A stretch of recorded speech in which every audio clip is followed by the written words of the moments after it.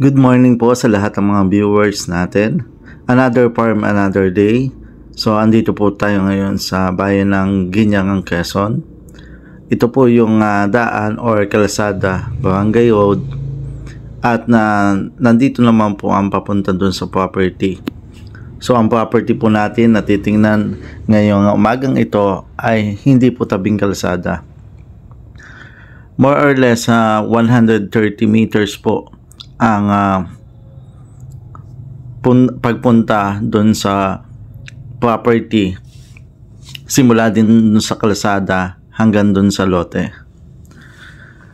So makakasama nga natin pala ang ating isang kaibigan, Sir PJ, na vlogger sa Ginyangang, Quezon, para tayo ay samahan sa property. So ito po yung daan, meron din po doon sa kabila. So dito po mas malayo kasi dito ay hindi masukal. Ito po yung property simula doon sa taas na pinopoint natin.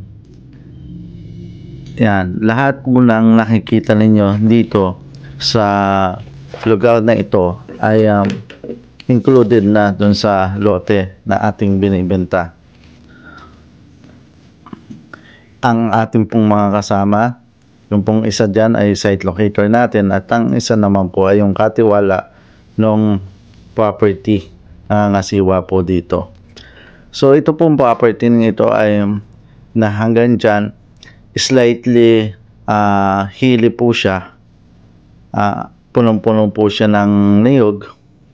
Makikita naman po natin. Shout out nga po pala kay Sir Romeo David ng Taguig, ang ating pong laging kausap sa Taguig at nagpapahanap sa atin ng property. So ito po yung loob na mismo ng lote ng 4.4 hectares. Ang sukat mo nito is 44,745 square meter. Clean title po ito. Napakaganda mga ka-farm. Dahil makikita naman natin dito, pantay na pantay yung lupa at maganda ang ambience dito sa lugar na ito. Shout out po ulit kay Sir Roderick Angay ng ating ito, siya po ay nasa Guam ngayon. Sila po ay bumili sa akin ng property sa Atimonan, Quezon. So ito po yung property na pantay, nakikita po natin. Ang mga nyug po dito ay more or less nasa 500 kapuno. Halos sa ang kamihan po ay hindi pa namumunga dahil mga bata pa itong mga ito. Makikita naman po natin, mga 10 years old lang yung ibang mga puno nito, kaya hindi pa namumunga ng maganda, pero nakaka-harvest na din po tayo dyan. So ang owner ng property ay nakaka-harvest kapag madami ang bunga ng nasa 5,000 pieces kabuo na niyog o 5 tonelada. So kapag naman hindi po madami ang bunga ay mas mababa, mga 2,000 or 2 tonelada ang na-harvest po dito. So kapag po tumagal ang panahon, parami ng parami ang ma-harvest dyan, kasi nga po padami po ng padami ang bunga niya dahil siya ay habang tumatanda. Yun ang kagandahan sa niya. At ang kopra po dito, mga ka-farm, dito sa Quezon Province ngayon ay 70 pesos per kilo na. So ibig sabihin ang taas ng value ng kopra ngayon dahil nga sa pahirapan po ng bunga ng niyog. Ito pong season na ito na halos kokonti po yung bunga ng niyog, kaya mataas po yung value po ng niyog. So 70 pesos.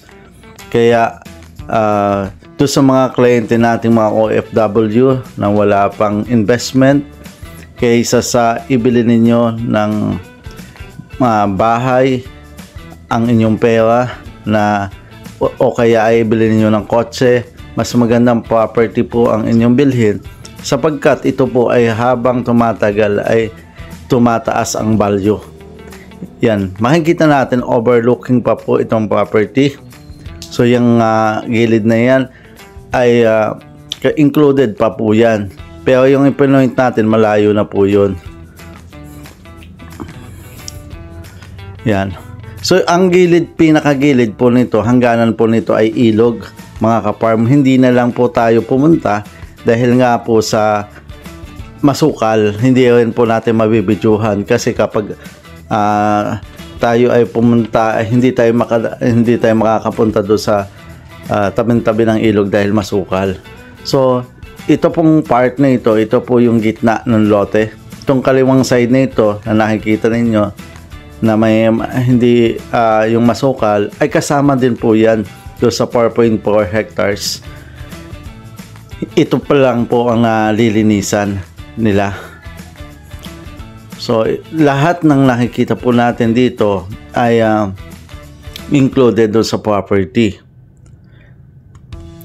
Shoutout din po kay Ma'am Rosa Marie Palama.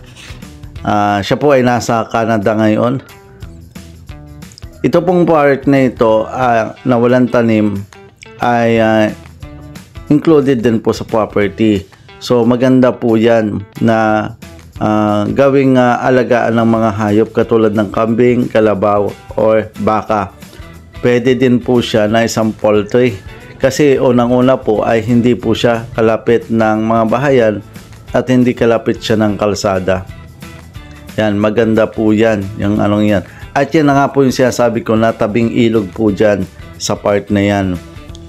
Kaya kung may mga hayop tayo, ay pwedeng magamit sa pagpapainom ng hayop. Take note mga ka-farm, wala pa po ditong kuryente dahil yung kuryente po ay nandun lang sa barangay road po na ipinoint po natin kanina. So magpapakabit pa po tayo dito. Pero dito naman po ay may kalapit na rin din po tayo ditong bahay. Yan. So yung hanggang doon lang po doon sa taong yun yung property. So yung taas po hindi na included. Itong kaliwa po kasama pa po doon sa lote. Kaya napakaganda nitong property ito. So ulitin ko po, itong property ay sa barangay Magsaysay, Ginyangan, Quezon. Napakaganda. 4.4 hectares. 10 minutes po ang layo nito sa barangay road. Sa bayan naman po ay 20 minutes ang layo. So sa mga beginner na gustong bumili ng farm, ito po ay napakagandang farm. Kasi talagang makikita naman natin na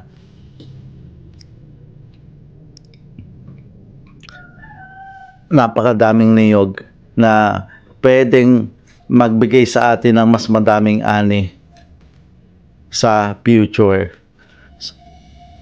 So doon sa mga client po natin na nasa Manila ngayon, ang Ganyang Quezon po ay more or less mga 6 hours papunta po dito sa town proper. Then travel po tayo ng 20 minutes, then 130 meters yung pong right of way na papunta po dito sa property. Ulitin ko po mga ka-farm, ito po ay clean title, napakagandang property.